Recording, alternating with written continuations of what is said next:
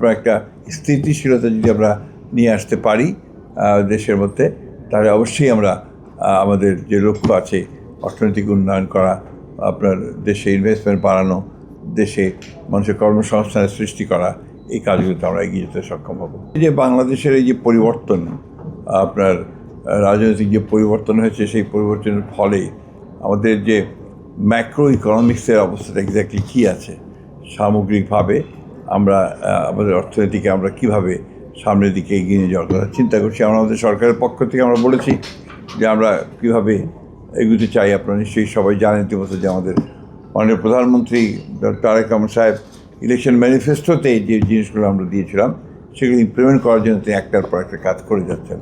ইতিমধ্যে আপনারা দেখেছেন যে ফ্যামিলি কার্ড, আমাদের যে কৃষক কার্ড, খাল খনন কর্মসূচি, এই বিষয়গুলো কিন্তু আপনার যথেষ্ট জনগণের মধ্যে এটা একটা আশার সঞ্চার করেছে।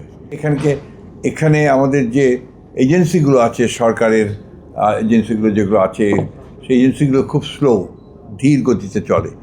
তারা যে গতিতে তারা এটার সমাধান করতে চায় তাদের একটা বিনিয়োগ ইস্যুকে, সেখানে তারা যথেষ্ট সেখানে একটা নেগেটিভ অবস্থা তৈরি, হতাশ হয়ে যায়, এবং এটা একটা অন্যতম প্রধান একটা সমস্যা।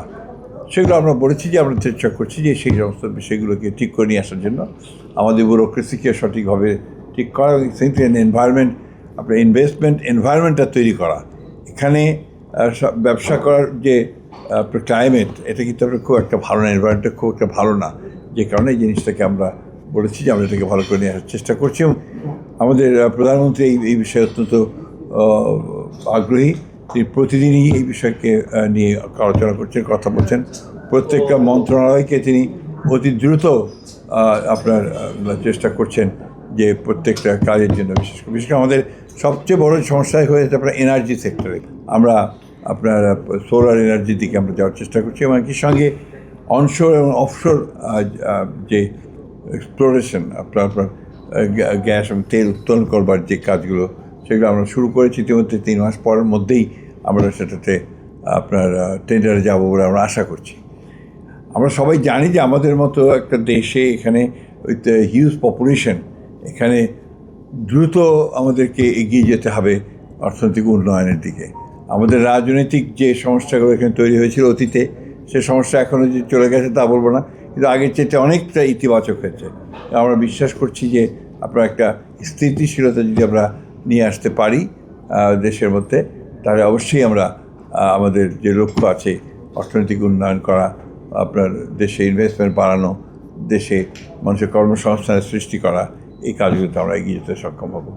আমি ধন্যবাদ দিতে চাই STRকে যে তারা আজকে এই সংলাপটার আয়োজন করে তারা আমাদের দেশের ইনভেস্টমেন্ট, আমাদের সিকিউরিটি, একটা আলাদা কোশ্চেন আছে যে আমাদের বে অফ বেঙ্গল যে আছে সেটাকে নিরাপদ রাখা, আমাদের বন্ধুদের সঙ্গে আমাদের সম্পর্ককে স্থিতিশীল রাখা, আমাদের প্রতিবেশীদের সঙ্গে সম্পর্ককে স্থিতিশীল রাখা, এই বিষয়গুলো অবশ্যই আমাদেরকে সমাধান করতে হবে।